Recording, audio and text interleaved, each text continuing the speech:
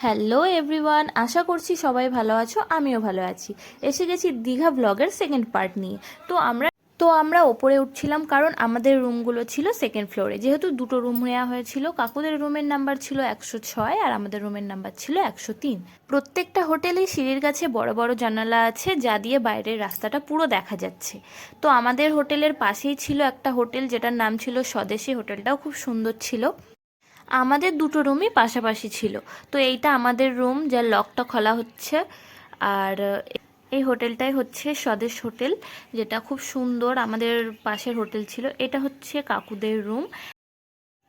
এখানে পুরো হোটেল আর রুম, প্রত্যেকটা রুমই ছিল খুব পরিষ্কার পরিচ্ছন্ন। আর এটা হচ্ছে কাকুদের ব্যালকানি। এখানকার প্রত্যেকটা রুমের সাথে অ্যাটাচড ব্যালকানি ছিল। তারপর চলে আসছি আমাদের রুমে। আমাদের রুমে এই যে এদিকে হচ্ছে বাথরুম, আর এই সাইডে ছিল ড্রেসিং টেবিল প্লাস ওয়ার্ড্রপও ছিল। রুমে ঢুকতে এখানে সামনে আছে দুটো চেয়ার, এই যে বেড, আর ওদিকে আছে একটা টিভি। হোটেল এবং হোটেলের সমস্ত রুমগুলোই ছিল খুব পরিষ্কার আর পরিচ্ছন্ন।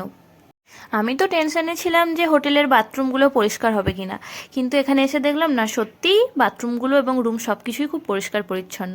রুমের সাথে এই যে আমাদের সামনে ছিল ব্যালকানি, এখান থেকে দেখা যাচ্ছিল পুরো চিলড্রেন পার্কটা, আর দূরের হোটেলগুলো দেখতে খুব ভালো লাগছিল।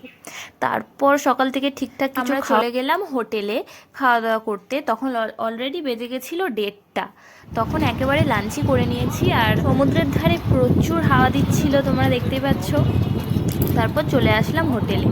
আমরা 4জন ছিলাম, তো 3টে বিরিয়ানি অর্ডার দেওয়া হয়েছিল, আর কাকিমা যেহেতু ফ্রাইড রাইস খাবে, সেই জন্য ফ্রাইড রাইস অর্ডার দেওয়া হয়েছিল।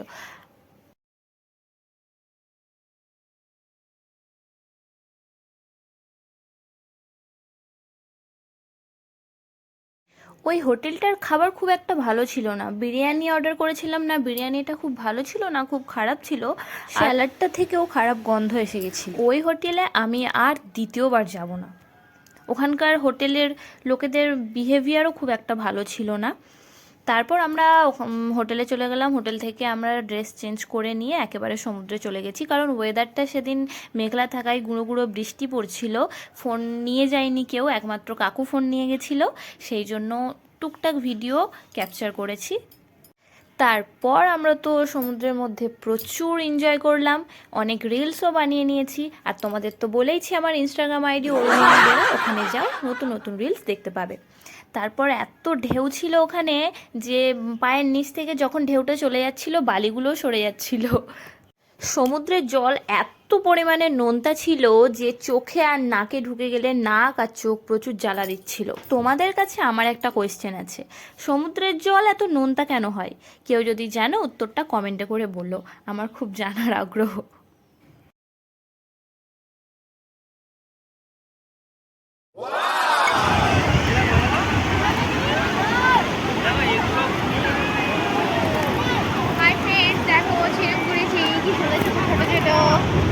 প্রচুর মানুষ সমুদ্রে স্নান করতে এসেছিল, অনেক দূর দূর পর্যন্ত। সব মানুষগুলোকে পিঁপড়ের মতো দেখা যাচ্ছিল।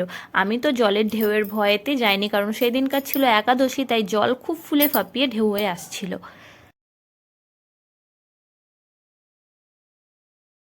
কিছুক্ষণ পরে বাঁশি বাজিয়ে সবাইকে সমুদ্র থেকে তুলে দেওয়া হয়। তো আজকের আসছি দীঘা ব্লগের থার্ড পার্ট নিয়ে। ততক্ষণ ভিডিওটি ভালো লাগলে লাইক, কমেন্ট, শেয়ার এবং সাবস্ক্রাইব করতে ভুলবে না। এখনের জন্য বাই।